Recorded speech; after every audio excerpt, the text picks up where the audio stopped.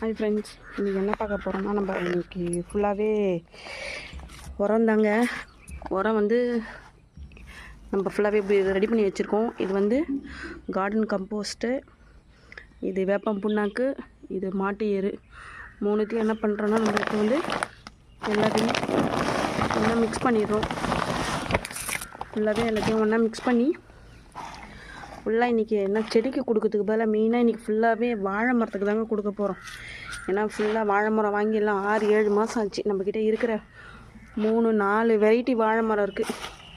செவ்வாழை,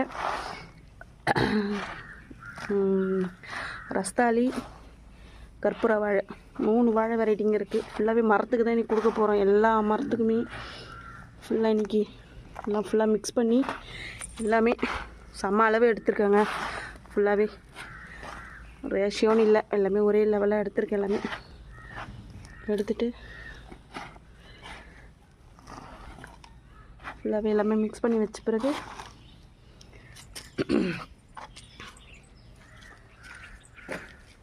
ஃபுல்லாக நான் என்ன பண்ணுறேன்னா, நிறைய செடின்றதுனால மரங்கன்றதுனால கொஞ்சம் எல்லாமே மக்கில் ஒரு மக்கு ஃபுல்லாக இந்த மக்களவு எல்லாமே எடுத்து ஃபுல்லாகவே கம்போஸ்ட் உள்ளே இருக்கிறது எல்லாமே ஃபுல்லாகவே எது விளைஞ்சுதுன்னே தெரியல. எல்லாம் அழகாக விளைஞ்சி போயிருக்கு. நல்லா இருக்கு.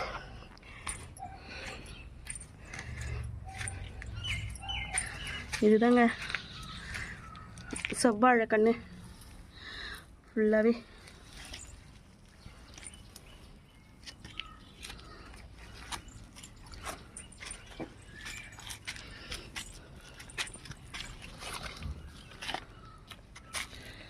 ஃபுல்லாகவே கொஞ்சம் கொஞ்சம் எல்லாத்தையும் போட்டுட்டு இங்கே நமக்கு செவ்வாழை